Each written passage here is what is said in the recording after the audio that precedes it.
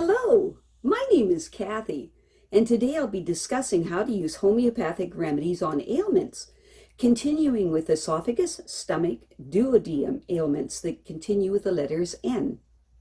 But before I do this, I wanted to let you know that because I have a great many videos now on many different topics, that I've decided to make several different video playlists so that it's easier to find the videos of greatest interest. So please check out my playlist page.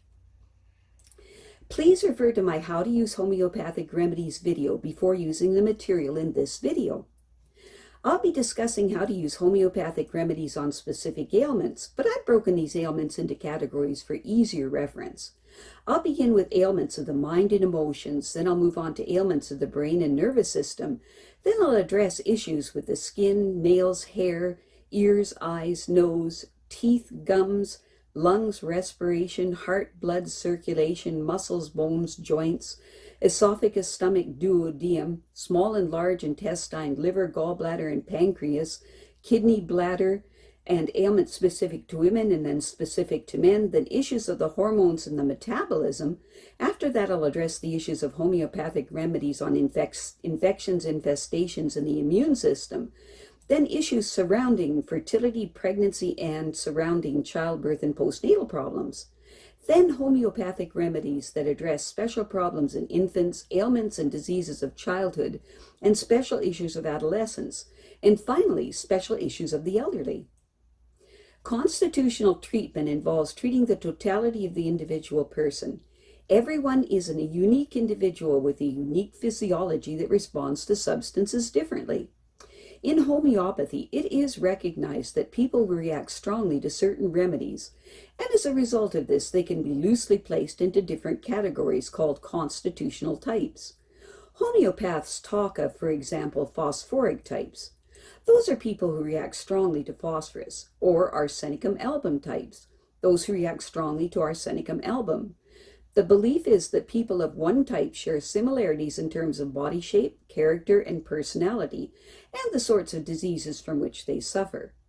As an example, natrum mur people tend to be pear-shaped, have a dark complexion, be fastidious and rigid in personality, and keep themselves to themselves. They also crave salt and suffer from constipation. As another example, lycopodium types tend to be tall, gangly, and of a stooped appearance, with an anxious expression and a craving for sweets and a propensity to produce intestinal gas. Now, of course, constitutional types have their limitations. In reality, each person is an individual, and so there are as many constitutional types as there are human beings, and an account must be taken of the sum total of the person's inherent predispositions, past illnesses, diet, general reactions to their environment, intellectual and emotional features, and general attitude towards life. This is what is meant by constitutional treatment. Now, I'll be making detailed videos of the various constitutional types after I've completed the use of homeopathic remedies on ailments. The ideas, procedures, and suggestions in this video and all my homeopathic videos are not intended as a substitute for the medical advice of a trained health professional. Consult your physician before adopting the suggestions in this video.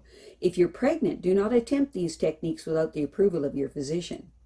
So, let us continue with learning how homeopathic treatments can help with esophagus, stomach, and duodenum ailments. Today we will continue with mouth, tongue, throat, and voice ailments that begin with the letter N. I should say esophagus, duodenum, and stomach ailments. The digestive process begins in the mouth and continues in the stomach and duodenum. Food is rhythmically squeezed down the esophagus, which is a muscular tube about 10 inches long, past a one-way sphincter or valve, and into the stomach. Usually food stays in the stomach for 3 or 4 hours, then enters the duodenum through another one-way sphincter. But a fatty meal can slow the process down, just as great stress can speed it up. When we see or smell food or anticipate a good meal, the brain not only tells certain cells in the stomach lining to start secreting digestive chemicals, but also tells others to secrete the hormone gastrin, which sets full-scale production of digestive juices in motion. The most important chemicals produced by the stomach are hydrochloric acid and the enzyme pepsin and lipase. The acid produced by the stomach is of sufficient strength to liquefy meat and to kill the bacteria in food, effectively protecting the rest of the digestive system from infection caused by putrefaction. It is also necessary for the absorption of calcium, iron, and other nutrients. Pepsin breaks down proteins into smaller units, and lipase has a similar effect on fats. Both enzymes require an acid environment. However, if the stomach did not also have millions of mucus-producing cells on its walls, it would start to digest itself. Ulcers are, in effect, areas where the mucus lining has been destroyed. Although the stomach mostly secretes substances that break food down, it also absorbs small molecules such as water, salts, vitamin B12, and alcohol, and feeds them into the bloodstream.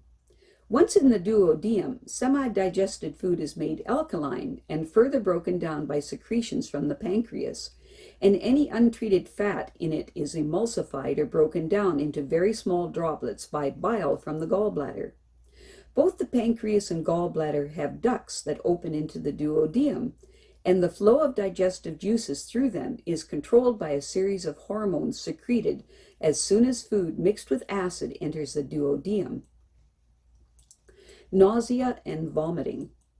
If nausea and vomiting are accompanied by severe abdominal pain lasting for more than 1 hour, or if they follow a head injury, or if vomit is blood-stained or contains material that looks like ground coffee, which is partly digested blood, call 911.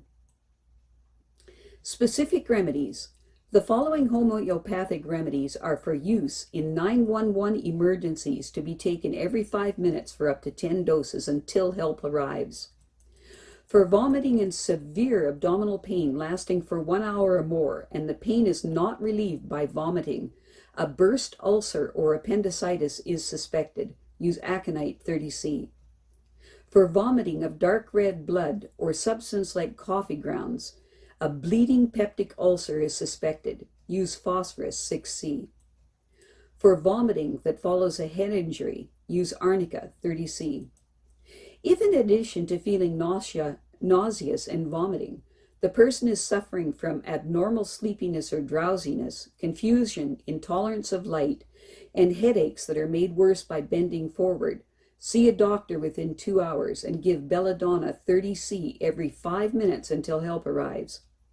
If the person is nauseous and vomiting and has a severe pain in one eye and blurred vision, the appropriate action is also to see a doctor within 2 hours. If there is recurring vomiting without nausea and a headache in the morning, see a doctor within 12 hours. If there is recurrent vomiting and constant pain in the stomach, or frequent vomiting and weight loss of more than 1 pound per week, see a doctor within 48 hours. Other causes of nausea and vomiting include intense emotion, radiation, food allergy, deficiencies of zinc and vitamin B6, especially in pregnancy, and also of sodium, magnesium, and biotin, and sometimes an excess of vitamin D, calcium, or lithium. Specific remedies to be taken every 15 minutes or less frequently depending on the severity for up to 10 doses. For persistent nausea with gripping pains in the abdomen, and the vomit may contain greenish mucus, and the symptoms are worse when in a car or looking at moving objects with headache and perspiration, use Ipecac 6C. For nausea and vomiting accompanied by diarrhea, perhaps as a result of eating spoiled food, especially overripe fruit, or because the person has a peptic ulcer and pain in the stomach is alleviated by warm drinks, and the person feels worn out, restless, and chilly, and the symptoms are worse between midnight and 2 a.m., use Arsenicum 6C. If a vomiting occurs 2 to 3 hours after eating, with painful retching and a tendency to wake around 4 a.m., and not being able to get back to sleep for 2 to 3 hours, and the person feels hungover, especially after reckless eating or if they have a peptic ulcer, use Nux 6C. If there is a craving for cold water, which is vomited up as soon as it becomes warm in the stomach, with blood in the vomit and burning pains in the pit of the stomach, a suspected peptic ulcer is possible. use Phosphorus 6C. For vomiting after rich fatty food with yellow-green discharge from the nose, and the person feels better in the open air, but generally tearful, use Pulsatilla 6C. If vomiting occurs very soon after meals, especially after very large meals, and there is a lack of hunger after the vomiting, and the tongue is white and furred, and there is a weighed down sensation in the stomach, and the person feels worse in a hot, stuffy rooms, use Antimonium 6C. Some self-help. Repeated vomiting can be very dehydrating, so drink plenty of fluids. Avoid solids for a day or two will also give your stomach a rest. If you smoke, try to stop. If you're taking prescription drugs of any kind and suspect that they may be having the side effects, consult your doctor. I have a great many videos now on many different topics, and so I've decided to make several different video playlists so that it's easy to find the videos of greatest interest. So please check out my playlist page. Well, that's it for now. To stay up to date with my latest videos, make sure to subscribe to my free YouTube channel by clicking the red subscribe button right below this video. Take care.